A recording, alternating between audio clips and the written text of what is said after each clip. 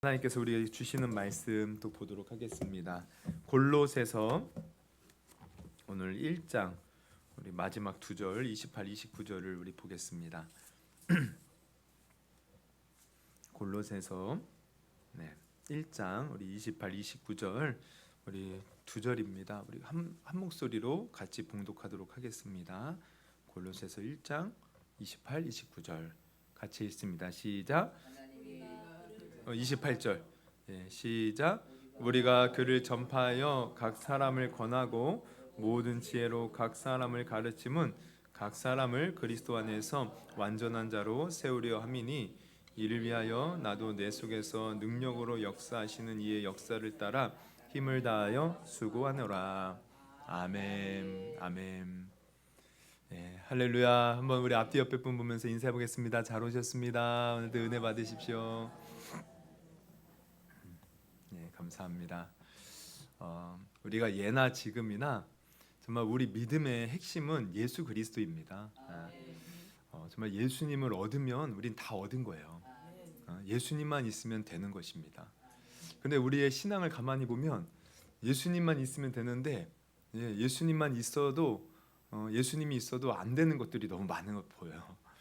예수님만 있으면 우리는 참된 만족을 얻어야 되는데 예수님 외에도 우리는 다른 것을 추구하면서 만족을 얻으려고 하죠.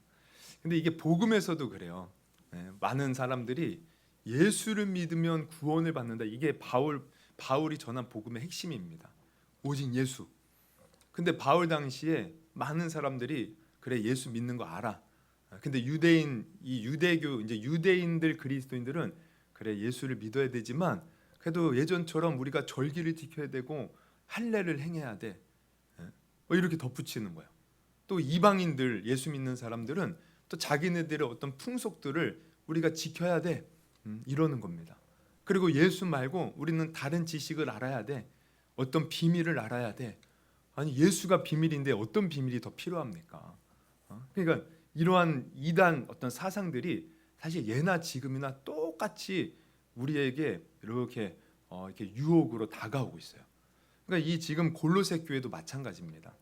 예수가 가장 귀하고 예수가 가장 위대하고 예수가 가장 우리의 믿음의 핵심인 비밀이신데 이 예수 말고 다른 것을 전하는 거짓 교사들이 있었던 거예요. 그래서 사도 바울은 1장에서 앞에 보면은 예수님이 어떤 분인지를 굉장히 자세하게 설명하고 있어요. 그러면서 이 예수가 가장 위대하심을 증명해 보이면서 이 사도 바울이 하는 말이 뭐냐면 나는 바로 이 예수를 전하는 자라는 거죠. 그래서 자기는 이 복음을 위한 일꾼 또 교회의 일꾼으로 세움을 받았다. 그래서 이 예수를 전함에 있어서는 내가 어떠한 고난 괴로움을 당해도 달게 받겠다. 오히려 그리스도의 고난을 내게 채운다고 말을 하죠.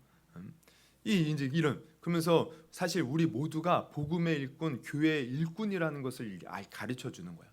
그래서 우리도 사도 바울처럼 고난과 괴로움을 당해야 됩니다. 여러분 예수 믿는 것 우리는 늘 좋은 것 편안한 것만 사실 생각하잖아요.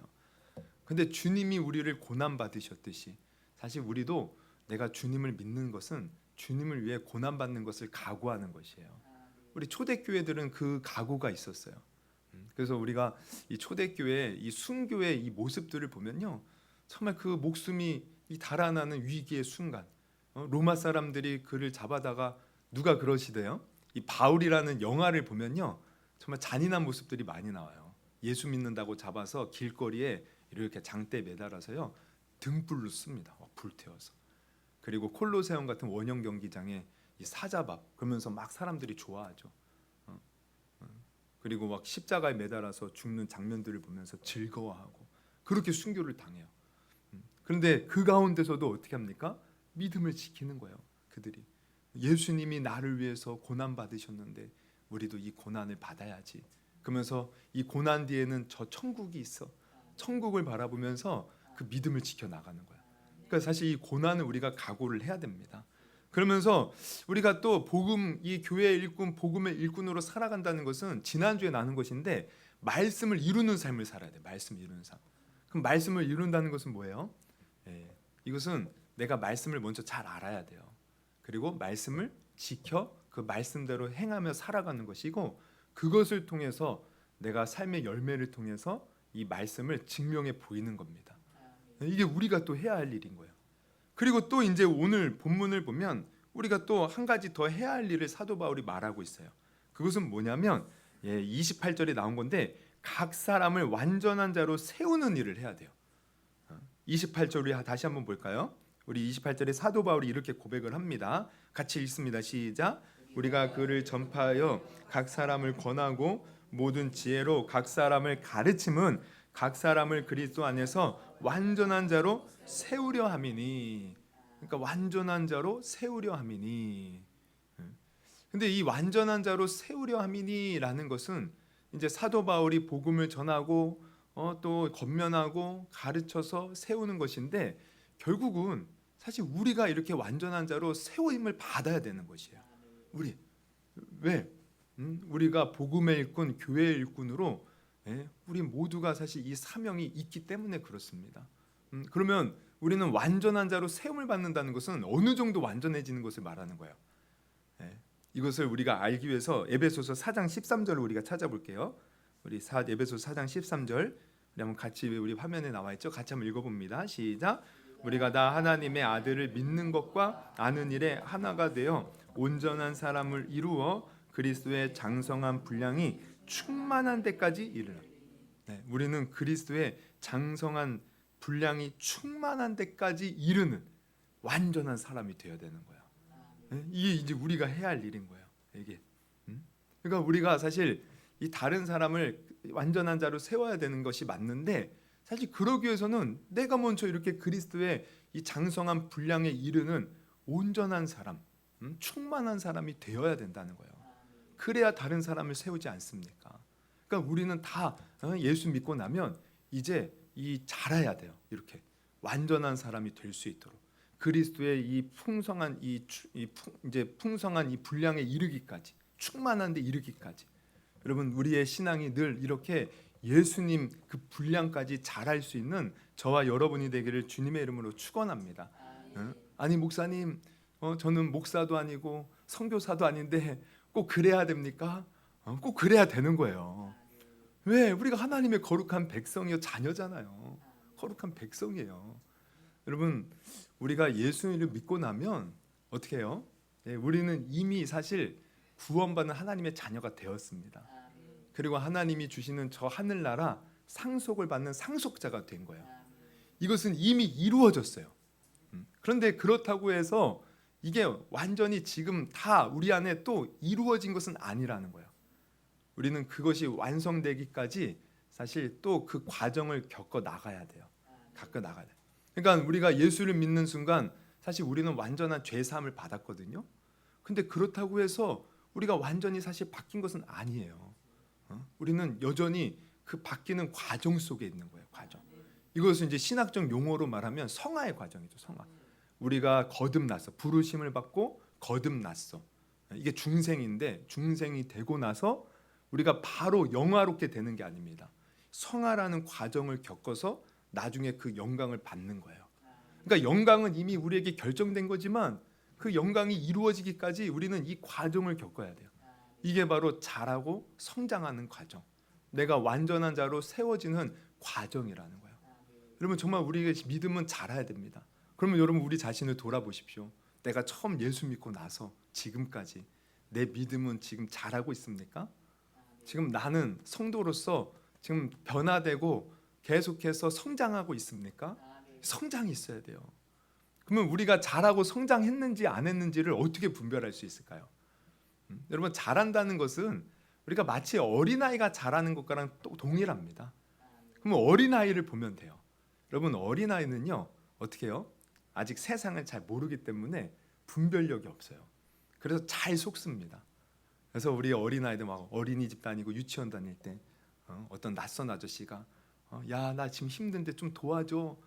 그러면은 또 이게 도와줘야 된다는 마음 때문에 도와주러 가요. 또 내가 맛있는 거 사줄게, 사탕 사줄게. 잠깐 나 좀 어디 길 좀 가르쳐줄래? 그럼 순수하게 또 가서 가르쳐줘요. 왜? 잘 속는 거예요. 속는 거. 여러분, 우리가 어린아이 같다, 신앙도 어린아이 같으면 어떻게 돼요? 이 분별력이 없어서 이게 정말 세상의 소리인지 내 자신 속에서 일어나는 소리인지 또 마귀가 주는 소리인지 잘 분별하지 못하고 그 유혹에 확 따라가는 겁니다. 그러다가 나중에 어떻게 됩니까? 큰일 당하고 나서요. 이러면 안 되지. 그제서야 깨닫는 거예요. 그러니까 우리가 잘해서 어떻게 해야 돼요? 이걸 분별할 수 있어야 돼요. 분별하는 게 잘하는 겁니다. 또 어린아이들은 어때요? 여러분 우리 건이가 지금은 안 그러는데 우리 건이가 1학년 한 2학년 되기까지 잘하는 게 있었어요. 아주 잘하는 거. 그것은 넘어지는 거였어요. 어쩜 그렇게 잘 넘어지는지, 이게 눈이 나빠서 넘어졌는지는 몰라도 조금만 이 돌뿌리 또 이 장가지 이런 것들만 있어도요 쉽게 걸려서 넘어지는 거예요. 맨날 그렇게 넘어져요. 맨날. 그러니까 우리가 만약 이 믿음이 어린아이 같은 사람은 어때요? 잘 넘어지는 겁니다. 우리 인생에 조그만 돌뿌리가 있고 인생에 조그만 장가지가 있어도요 그냥 쉽게 넘어지는 거예요. 그것 때문에 넘어져서 우리 이스라엘 백성들처럼 하나님이 계시니니 안 계시니니, 하나님이 왜 나한테 이런 고생을 하면서 나를 아주 그냥 저주하려고 작정하셨느니 막 이러면서 한마디로 시험에 빠지는 거죠. 여러분 어떤 목사님이 그러더라고요. 우리 한국 이제 이 목사님이 미국에서 이렇게 유학하고 이제 돌아왔는데 한국의 성도들이 항상 자주 하는 말이 있대요. 그것은 시험에 들었다는 얘기. 시험에 들었다. 가만히 보면 진짜 별것도 아닌데 그렇게 시험에 든다는 거예요. 그럼 이게 뭘 말합니까? 그 성도의 믿음이 아직 어린아이와 같다는 거예요. 어린아이 같으니까 조금만 문제가 있고 조금만 돌뿌리 장가지에도 그냥 넘어지는 겁니다. 넘어지는 거. 여러분 우리는 잘해야 돼요.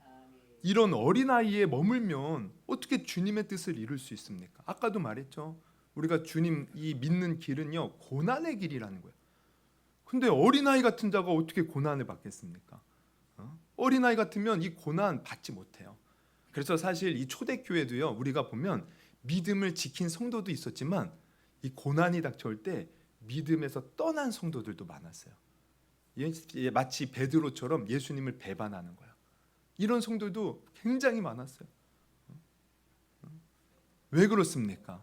어떻게 보면 믿음이 자라지 못한 거예요. 아직 그 믿음이 온전해지지 못한 거예요. 그러므로 여러분 우리는 정말 믿음이 자라야 된다는 것을 여러분 아시기를 바랍니다. 자라고 성장해야 돼요. 오늘 다르고 내일 달라야 돼요. 날마다 시간이 달랄수록 자라고 성장해야 되는데 어떤 사람들은 더 어린아이처럼 되는 경향이 있어. 더 어린아이 같아. 우리도 이제 나이가 들면은 사실 어린아이 같아진다 그러잖아요. 근데 이 믿음이 나이가 시간이 지날수록 더 견고해지고 더 진짜 장성한 믿음의 분량이 더 되는데 어린아이 같이 해지는 거야. 그러면 뭡니까? 이거 잘못된 거죠. 여러분 우리 믿음이 자라야 됩니다. 자라서 성장하면 어떻게 돼요? 그런 사람은요 웬만한 것에 넘어지지 않는 거예요. 어떤 일에도 쉽게 요동하지 않는 거예요. 항상 딱 중심을 가지고 변함없이 자기에게 맡겨진 하나님이 맡겨진 사명 또 내게 있는 그 위치 변함없이 그 일들을 감당하면서 마치 요셉처럼 요셉이 노예로 데려 끌려갔어도 거기서 중심을 잡고 하나님과 함께하며 사명 이루어 나가잖아요. 감옥에 억울하게 잡혀도 그곳에서 흔들리지 않고 사명을 감당하는 거예요. 여러분 우리 이렇게 장성한 믿음의 사람이 되기를 주님의 이름으로 축원합니다. 그래서 이 장성한 사람이 이렇게 되면 중요한 건 뭐냐면 사실 여러분 우리가 이제 요즘에 이렇게 성경을 읽어보면 레위기를 보면 그런 말씀이 나와요. 내가 거룩하니 너희도 거룩하라. 우리는 주님 안에서 사실 거룩하고 성별된 삶을 살아야 돼요. 근데 그렇게 살기 위해서는 신앙이 자라고 성장해야 된다는 거예요. 어린아이 같으면 못한다는 거죠. 여러분 우리는 태어날 때부터 죄인으로 태어납니다. 태어날 때 죄의 본성을 가지고 태어나요. 그리고 죄 많은 세상에서 살아가요. 근데 이 세상은요 또 하나님의 이 관점에서 보는 것이 아니라 세상의 관점에서 우리가 죄로 여기는 것을 또 죄라고 말하지 않기도 해요. 그러면은 우리가 잘하지 않으면 나도 모르는 사이에 내 육신의 정욕에 끌려가면서 살아갑니다. 세상의 관점에 따라서 죄인데 죄를 죄로 여기지 않고 살아가는 거예요. 그러면은 어떻게 우리가 하나님 안에서 거룩한 삶 뜻을 이루며 살 수 있겠어요? 그래서 우리는 믿음이 자라서 성장해서 그리스도의 장성한 분량의 충만한 데까지 이르러서 죄를 이기고 세상을 이기고 주님의 뜻을 이루며 살아가야 됩니다. 살아가야 돼요. 누가 그러대요? 자기가 기도를 하는데 우리 하나님이 너무 외롭다는 거예요. 왜?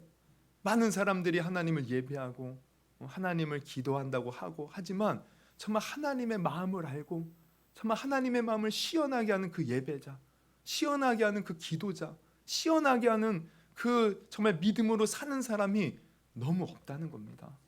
여러분, 우리는 그러지 않기를 주님의 이름으로 축원합니다. 정말 우리는 주님 안에서 주님의 마음을 시원케 하는, 정말 더운 날에 시원한 냉수처럼 하나님의 마음을 시원케 해드리는 그런 장성한 믿음의 사람이 될 수 있기를 주님의 이름으로 축원합니다. 할렐루야. 그래서 이렇게 우리가 자라야 되는데, 그럼 우리가 어떻게 해야 자랄 수 있을까요? 이제 사도 바울이 여기에 대해서 지금 말하고 있는 거예요. 자랄 수 있는 비결을 또 말하는데 그게 28절의 내용입니다. 사실 우리 28절을 보면 다시 한번 볼까요? 이렇게 나오죠.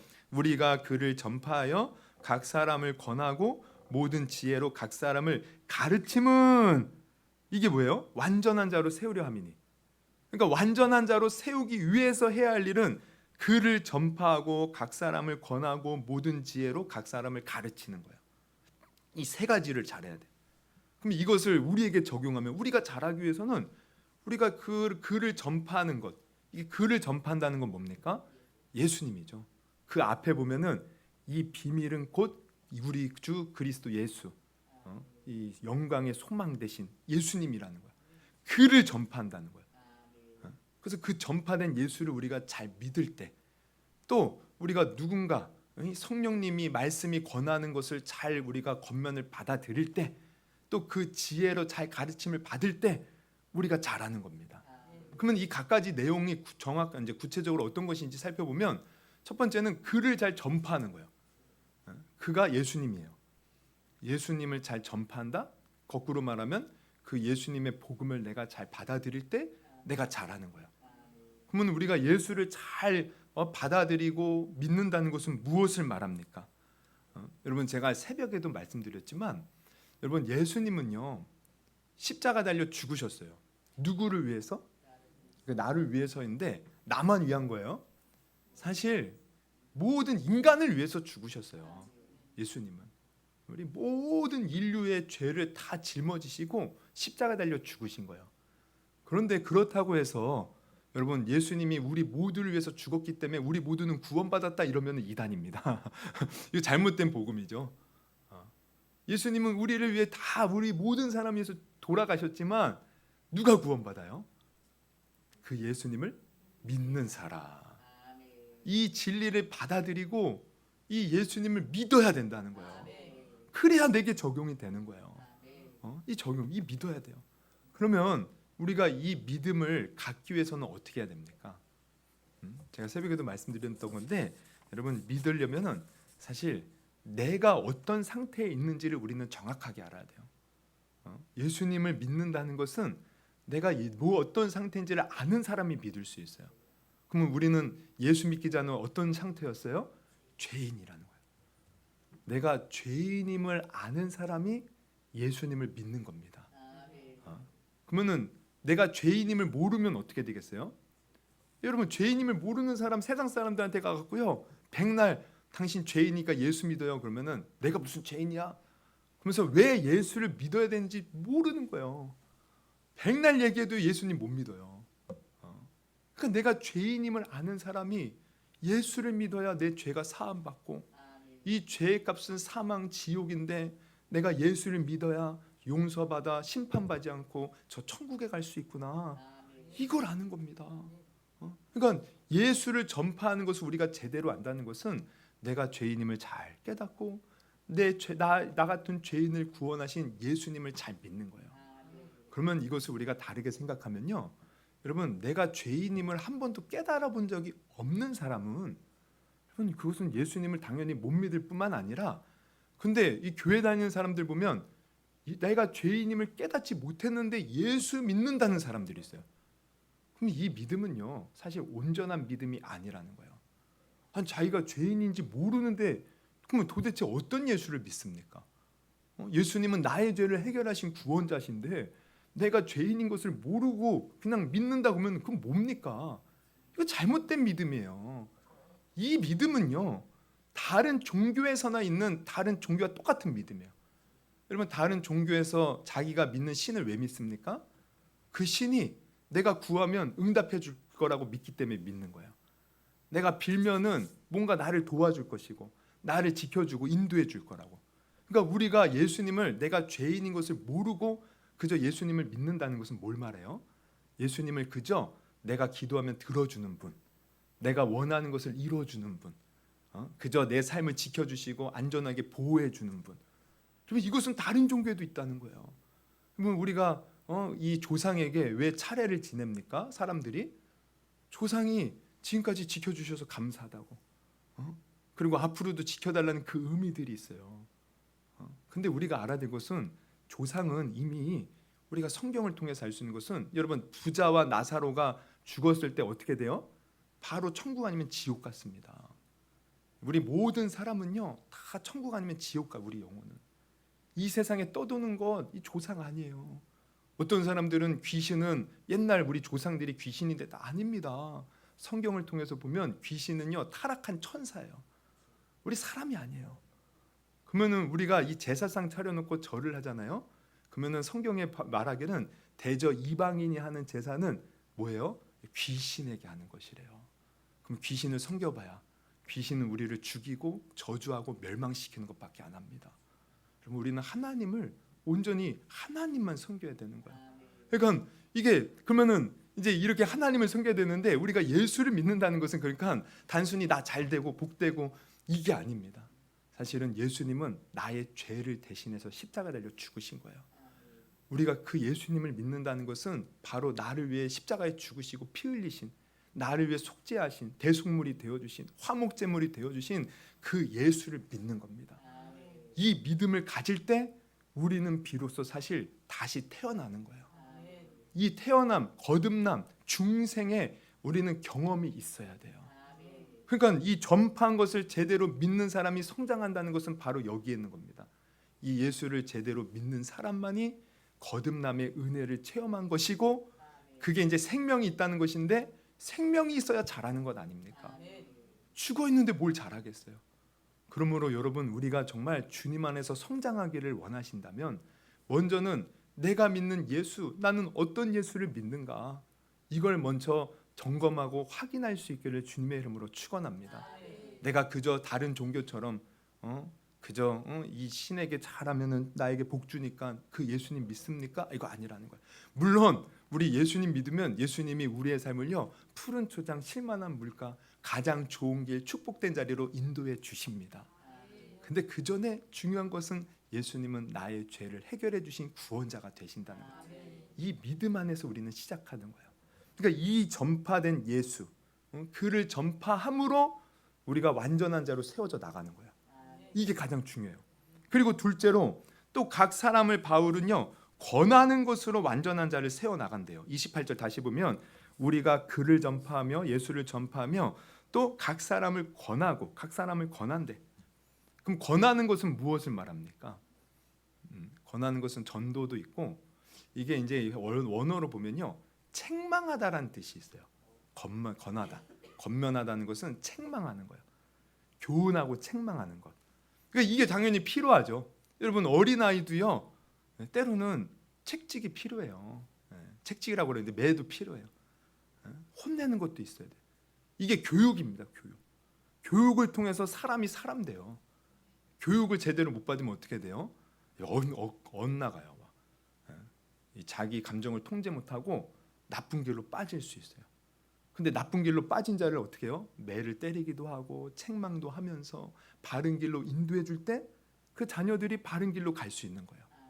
그러니까 우리도 마찬가지죠. 우리가 이제 거듭났다면 우리는 이 권면을 받아야 돼요. 교훈을 받아야 돼요. 책망을 받을 수도 있어야 된다는 거예요. 그러면은 여러분, 우리는 살면서 책망을 받고 있습니까? 늘 책망 받아야 돼요. 교훈 받아야 돼요. 왜? 우리는 아직 어린아이같이 성장하기 때문에 우리가 완벽하게 살지 못하거든요. 우리는 나도 모르는 사이에 넘어지고 실수하고 잘못된 길로 갈 수 있어요. 근데 이럴 때마다 우리는 권면을 받고 교훈을 받고 책망을 받을 수 있어야 된다는 거예요. 근데 가만히 보면 이 권면, 책망, 교훈을 아무나 받는 것이 아니더라고요. 왜냐하면 아무나 못 받아. 왜 그런지 아세요? 여러분, 우리는 자존심이라는 것이 있어서 누군가 나에게 잘못을 지적하잖아요. 그럼 우리는 튕겨내잖아요. 튕겨내. 아무리 내가 존경하는 사람도요, 내게 싫은 쓴소리 하잖아요. 그러면 그거를 쉽게 감사함으로 받아들일 수 있는 사람이 사실 많지 않습니다. 우리는 기분부터 상하는 거예요. 내가 물론 잘못한 거 알지만 꼭 그 잘못이 지적하면 오히려 더 역정을 내는 거예요. 그러니까 이 사실 이 권면을 받을 수 있다는 것은 뭘 말하냐면 겸손해지는 겁니다. 우리는 겸손해져야 돼요. 그래서 언제나 하나님의 말씀을 통해서 권면을 받을 수 있어야 돼요. 왜? 하나님의 말씀은 어떤 말씀입니까? 우리 디모데후서 3장 16절 말씀 읽을게요. 같이 읽습니다. 시작. 모든 성경은 하나님의 감동으로 된 것으로 교훈과 책망과 바르게 함과 의로 교육하게, 여기 나오죠. 교훈과 책망, 바르게 함과 의로 교육하게 유익하다. 그러니까 하나님의 말씀이 이런 거예요. 그래서 우리가 하나님의 말씀을 읽을 때 여러분, 단순히 내가 지식을 더 쌓으려고 읽으려는 것, 이거 잘못된 태도입니다. 우리는 지식 쌓으려고 하나님 말씀 읽는 것이 아니라 이 말씀이 지금 내게 무엇을 가르쳐주고 있는가, 지금 내가 바르게 신앙생활하고 있는가, 내가 바르게 지금 행동하고 있는가, 바르게 내가 사람들과 대하고 있는가, 이것을 말씀을 통해서 깨달아 알아서 책망받아서 내가 하나님의 사람으로 온전해지려고 우리는 성경을 읽는 것이에요. 그래서 성경을 제대로 읽는 사람은요, 어떻게 해요? 야, 어떤 분은 가끔씩 그러죠. 우리가 설교를 듣거나 그러면 이제 설교 들을 때 와, 이제 그 이제 설교하시는 분이 와, 뭔가 이렇게 죄를 이렇게 얘기하잖아요. 그러면 항상 그래요. 아, 이 말씀은 누가 들어야 되는데, 아, 내 남편이 들어야 되는데, 저 아무개 집사가 들어야 되는데, 듣고 정신 차려야 되는데, 꼭 이래요. 아, 이 말씀은 진짜 저 인간이 들어서 회개해야 되는데, 근데 아니라는 거예요. 지금 내가 들어야 돼. 내가 항상 내가 듣는 거예요. 여러분, 어떤 목사님이 이제 옥스퍼드에서 이제 유학할 때래요. 거기서 이제 이렇게 유학하다가 이제 유학할 때인데 하루는 사모랑 싸웠던 거, 아내랑 아주 크게 싸우고 나와서 이제 집을 나와가지고 와, 이제 돌아다니는데 정말 막 자기 자신이 너무 비참하고 정말 죽고 싶은 충동까지 일어날 정도로 마음이 너무 상해 있었대요. 그래서 막 이제 그 옥스퍼드 시내를 막 이제 도는데 갈 데는 없고 그냥 막 계속 돌다가 결국에는 자기가 자주 가는 이제 도서관에 갔다는 거예요. 도서관에 가면 뭘 하겠습니까? 다 책 보잖아요. 그래서 할 일이 없으니까 그냥 책을 이제 보는데 다른 책은 지금 마음이 볼 이제 마음은 아니고, 그래서 자기가 가지고 있는 성경책을 딱 펴서 이제 봤다는 거예요. 근데 신기하게 성경을 읽는 부분들이 다 네가 잘못했다, 네가 잘못했다, 너가 지금 잘못했다, 이렇게 들리더라는 거예요. 그래서 이거 뭐야 그러면서 처음에는 받아들이지 않았지만 계속 그 말씀을 읽는 가운데 아, 내가 잘못했구나, 그걸 깨닫고 순한 양이 되어서 백기 들고 집에 가서 여보, 내가 잘못했어, 내가 미안해, 그리고 화해했다는 것입니다. 여러분, 하나님의 말씀은 우리에게 교훈, 바르게 함, 책망, 그래서 의로 교육하게 유익한 것이에요. 우리는 하나님의 말씀을 듣고 권면을 받아들일 수 있는 겸손한 사람이 되어야 됩니다. 할렐루야. 그리고 셋째로 모든 지혜로 또 각 사람을 가르침으로 완전한 자로 세워질 수 있대요. 28절 다시 한번 보면 우리가 그를 전파하여 각 사람을 권하고 그 다음에 모든 지혜로 각 사람을 가르친대요. 그러면 여기서 말하는 모든 지혜는 무엇을 말합니까? 여러분, 성경에서 말하는 지혜는요, 우리 인간의 지혜가 아니죠. 우리는 하나님의 지혜. 그래서 하나님을 아는 것이 지혜의 근본이라고 했는데, 이것이요, 신약에 오면 이 지혜는 오직 성령을 통해서 주어지는 거예요. 성령. 그러니까 우리가 사실 복음을 전하고 말씀을 듣고 깨우치고 또 주님 뜻대로 행하는 그 모든 지혜는요, 성령으로부터 주어져요. 그래서 사도 바울이요, 고린도전서에 보면 이렇게 고백을 합니다. 고린도전서 2장 4절에서 5절 보세요. 내 말과 내 전도함이 설득력 있는, 이게 이제 사람의 지혜죠. 지혜의 말로 하지 아니하고. 여러분, 사도 바울은요, 당대에 가말리엘 문화생으로요 최고의 공부를 한 사람이에요. 석학이었어요. 지금으로 따지면 저 하버드에서 법을 공부한 사람과 마찬가지예요. 대단한 사람. 그리고 3가지 언어를 해요. 당시에 공용어로 쓰였던, 지금은 공용어가 미국어죠. 이제 영어죠, 영어. 근데 그 당시에는 헬라어가 공용어예요. 헬라어도 할 줄 알고, 자기 정통 히브리어도 할 줄 알고, 또 예수님 당시에 그 팔레스타인 지역은요 아람어를 사용했어요. 아람어도 할 줄 아는 거예요. 아주 그냥 수제예요, 수제. 근데 이런 사람이 얼마나 많은 지식들을 가지고 있겠어요. 근데 지금 뭐라고 하냐면 내 말과 내 전도함이 설득력 있는 지혜의 말, 사람의 말, 지혜, 학문의 지혜로 하지 않는다는 거예요. 그럼 뭘로 합니까? 다 아니하고 다만 같이 있습니다. 시작. 성령의 나타남과 능력으로 하여 너희 믿음이 사람의 지혜에 있지 아니하고 다만 하나님의 능력에 있게 하려 하였노라. 그러니까 자기가 이 전도하는 것도요 성령의 나타나심과 능력으로 한다. 그러니까 성령님을 의지한다는 겁니다. 그래서 이 2장을 쭉 읽어보면 하나님의 일은 오직 성령으로만 알 수 있다는 거예요. 그러면 우리도 마찬가지예요. 우리가 사실 하나님을 알고 또 교회에서 하나님 뜻대로 행하는 모든 지혜는요 성령으로부터 주어지는 거예요. 그래서 우리가 정말 믿음이 자라고 성장하기 위해서는 어떻게 해야 돼요? 성령님을 의지해야 됩니다. 지금 사도 바울이 성령님을 의지한 것처럼. 그래서 그 성령님을 의지할 때 비로소 어떤 일이 벌어져요? 우리가 아까도 말했지만 겸손해지는 거예요. 여러분, 우리가 누군가의 권면을 들을 때 정말 누군가 옳은 얘기를 해도요, 여러분 그게 옳은 게 옳은 것처럼 들리지 않고 기분이 상한다니까요. 아무리 훌륭한 분이, 대단한 분이 내게 안 좋은 얘기 해봐요.